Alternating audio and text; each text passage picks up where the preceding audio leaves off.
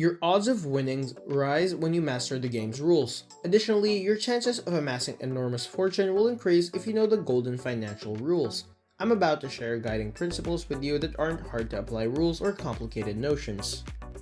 Failure to understand these financial principles could lead to a never-ending struggle that would make everything in your life difficult. Let's look at the 10 golden laws of money, as we don't want it to happen. Stick until the very end because the final rule is the most important.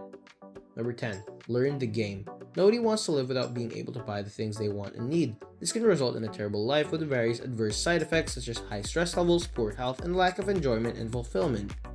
You now have a choice between two options. You need to learn the game to avoid always being broke, instead study and master the game of money to live the life you want. Getting your finances is an incredibly challenging endeavor. However, many people discover that it's much simpler than the alternative, which entails battling to make ends meet while trying to pay bills, maintain a roof over your head, and work non-stop and worry non-stop.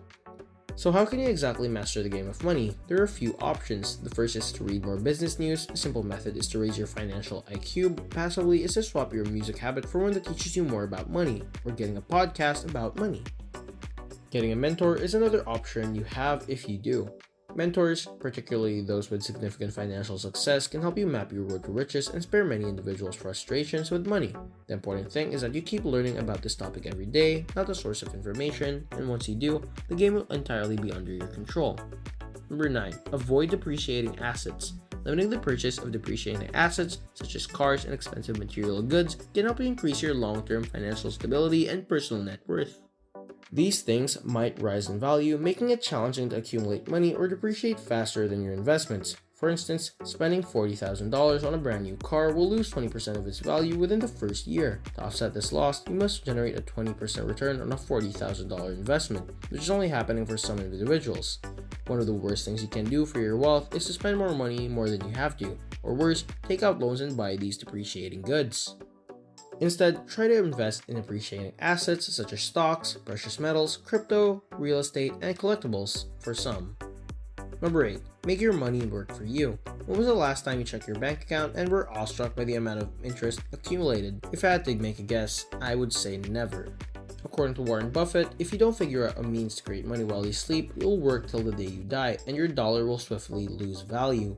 Due to the limited time spent working each day, it's virtually difficult to become wealthy by merely exchanging time for money.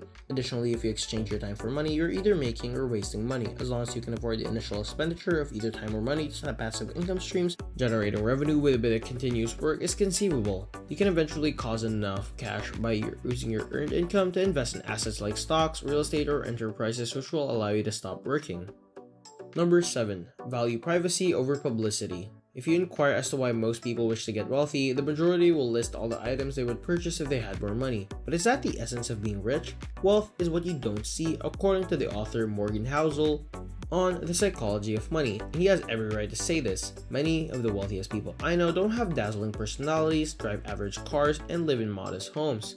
Do not equate financial success with possessions. Instead, associate it with a sense of control and liberation in your life.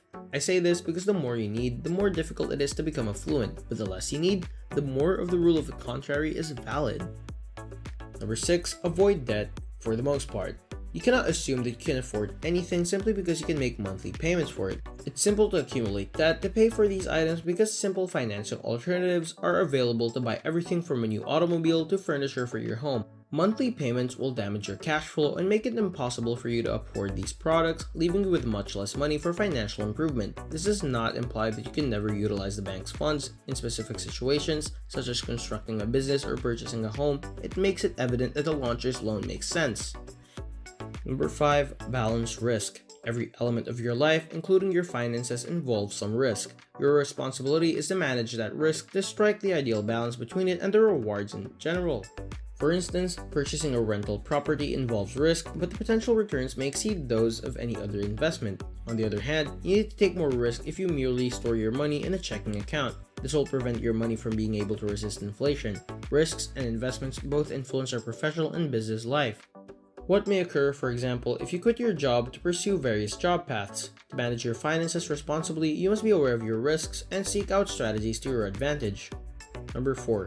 always pay yourself first. You should set aside money or make a payment when you are paid. Instead of determining how much you can spend by looking at your overall revenue, what's left over after deducting a portion for yourself should be used for spending. Paying yourself first has the benefit of helping you accumulate savings for the future and a cushion for emergencies and unforeseen costs. You might not realize it, but having this extra buffer offers benefits like lowering stress levels. Just imagine how much more efficient your mind will be when you aren't financially destroyed by an unforeseen bill and forced to rely on debt. Make sure to save money for yourself as soon as you receive your pay. Whether you like it or not, money significantly impacts every aspect of our lives. It controls almost every element of our day, so it's crucial to follow the principle of getting your cut first. Number 3, stay organized. Your finances can be hectic, frustrating, and overwhelming, just like an untidy, cluttered home. Not only are bills and budgets stressful, but they can also worsen your financial condition by causing you to continue spending poorly, miss deadlines, accrue fines, and save less. You should know that your annual income, monthly spending, savings rate, return of investment, and net worth. Understanding these numbers will make it much simpler to monitor progress and identify areas for improvement. Number 2, have a money mindset. Your money mindset is a crucial cornerstone in enhancing your finances. You'll only become wealthy if you're in the appropriate frame of mind, continually inventing justifications for why it's impossible to get rich. You must accept responsibility for your predicament. Start by deciding to live a prosperous instead of an impoverished life. Living constantly from one paycheck to the next and battling to get by, instead of focusing on why something won't work out, consider how you may get wealthy. How do you earn sufficient money to never work again? Rich people view challenges as learning opportunities and every setback as an opportunity to advance. Number 1, manage expectations. If you're like most people, you've undoubtedly convinced yourself that you'll be content if you reach a certain income or level of wealth. Although I'm sure I've told myself this countless times, I've realized, as you might have as well, that achieving our stated goals never really satisfies us. We moved the goalpost further because of it. I promised myself I'd be content once my salary at work reached $80,000 a year. However, once I arrived, I decided that making $100,000 would be preferable to earning, and then $120,000, and then so on.